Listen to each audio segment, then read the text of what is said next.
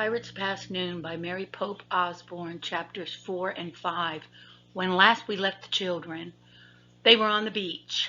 The pirates had just come off their ship and they were rowing towards the shore. A big wave brought their boat all the way into the beach. They'd gotten out of the rowboat and now they're running towards Jack with big knives, and let's see what happens next. Make sure you look for these vocabulary words in this section of the book. Shaggy is very hairy. Pirate booty is stolen property. A shriek is a high-pitched scream. Vile, something that's very bad. Gleeful is very happy or full of glee. And then we have the homophones I, and I. And I, like a pirate would say, would mean yes. I-E-Y-E is sight, and of course the capital I is the letter of the alphabet. And our particular skill, this section, is about the apostrophe. It means one of two things. Something can belong, that's possession, or it stands for missing letters. Contractions combine two words with the missing letters. And we have cannot is can't, and the missing letter, of course, is O. Don't is do not, the missing letter is O. Your, as in you are, and the missing letter is A. Now, that's not the same as Y-O-U-R. Y-O-U-R is a possessive word, meaning that something belongs to someone else. It's yours. I'll is I will, missing letter would be W. I'm, the missing letter is A, and it's, the missing letter is I. If you say it is its without the apostrophe, then that's a possessive. That's the possessive form. So we'll look for all of those things as we read. Chapter 4, Vile Booty. Jack started to run across the hot sand. He ran as fast as he could, but the pirates ran faster. Before Jack knew it, the biggest pirate had grabbed him. Jack struggled, but the pirate had huge, strong arms. He held on to Jack and let out a mean, ugly laugh. He had a shaggy black beard and a patch covered one eye. Jack heard Annie yelling. He watched her come down the rope ladder. "Stay where you are," Jack shouted to her. But Annie kept coming. "Leave him alone, you bully," she shrieked. Annie charged up to the biggest pirate. "Let him go," she said. Then she hit the pirate with her fist and kicked him. But the pirate just growled. Then he grabbed her too. With his giant hands, he held Jack and Annie as if they were two kittens. "Nobody escapes Captain Bones," he roared. His breath smelled terrible. "Let us go," Annie shouted in his face. But Captain Bones just smiled, which showed that all of his teeth were black. Annie finally fell silent. Captain Bones laughed loudly. Then he turned to the other two pirates. "Find out what's in their treehouse, you dogs," he said. "Aye, aye, Captain," they answered, and they climbed up the ladder to the treehouse. "What do you see, Pinky?" shouted Captain Bones. "Books," Pinky yelled down. "Arr, books," growled Captain Bones. He spit on the sand. "I want gold, you dogs." "Dogs are nicer than you," said Annie. "Shh," said Jack. "What about you, Stinky?" Captain Bones roared. "Just books," shouted Stinky. "Arr, more books," said Captain Bones. He spit on the sand again. "I hate books. Keep looking, dogs. Find me something good." Another study of words is onomatopoeia. An onomatopoeia is a word that imitates a sound, like "arr" and "shh." Captain Bones grabbed Jack's backpack. "What's in here?" he demanded. "Nothing."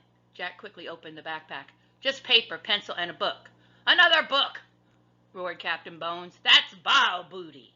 Then a gleeful shriek from the treehouse pierced the air. Captain Bones shouted, "What'd you find?"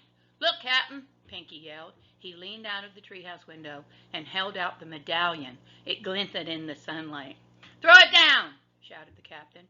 "It's not yours," shouted Annie. Captain Bones let go of Jack and Annie and caught the medallion as it fell.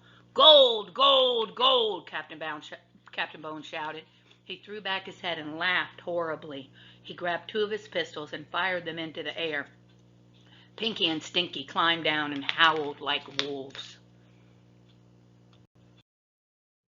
The vocabulary words for Chapter 5: nudge, gently push with an elbow; squint, nearly close one's eye; lubber is a clumsy person or a landlubber; and snarl is an angry grunt. Jack and Annie watched in horror. The greedy pirates seemed to have lost their minds at the sight of gold. Jack nudged Annie. Together they started to back slowly away from the pirates and toward the tree house. "Halt!" Captain Bones shouted. He aimed his pistols at them. "Not another step, you lubbers!" Jack and Annie froze. Captain Bones grinned his black-toothed smile. "Tell old Bones where the rest is," he growled, "or prepare to meet your doom." "What rest?" asked Annie. Now remember, homophones are words that sound the same, and they have different meanings. Rest can mean what's left of the treasure, or the rest of the treasure because he thinks there's more, or it can mean to sleep. "The rest of the treasure," roared the captain. "I know it's on this island. I have a map." He reached into a belt pouch and pulled out a torn, dirty piece of paper. He waved it at Jack and Annie. "Is that a treasure map?" asked Jack. "Aye, it's a map telling where to find Kid's treasure." "Which Kid's treasure do you mean? It's not us kids," said Annie. "We don't know anything about a Kid's treasure." "Why don't you just read the map?" asked Jack. "You read it." The captain shoved the map in Jack's face. Jack stared at the strange marks on the paper. "What does it mean?" asked Jack. "What does what mean?" asked Captain Bones. "These words." Jack pointed at the words along the bottom of the map. "Well, it means—" Captain Bones' good eye squinted at the writing. He frowned. He coughed. He rubbed his nose. "Oh, leave him alone," Pinky said to Jack. "He can't read," explained Stinky. "Shut up," Captain Bones roared at his men. "Jack and I can read," Annie said. "Shh," said Jack. "Captain, make him read the map," said Stinky. Captain Bones gave Jack and Annie a dark look. "Read it," he snarled at them. "Then will you let us go?" asked Jack. The pirate squinted with his good eye. "Aye, lubber. When the treasure is in my hands, I'll let you go." "Okay," said Jack. "I'll read it to you." He looked at the map. "It says, 'The gold does lie beneath the whale's eye.'" Captain Bones grunted. "What's that supposed to mean?" Jack shrugged his shoulders. "Take 'em back to the ship," shouted Captain Bones. "They can rot there until they're ready to tell us how to find Kid's treasure." Jack and Annie were tossed into the rowboat. Waves splashed the sides of the boat.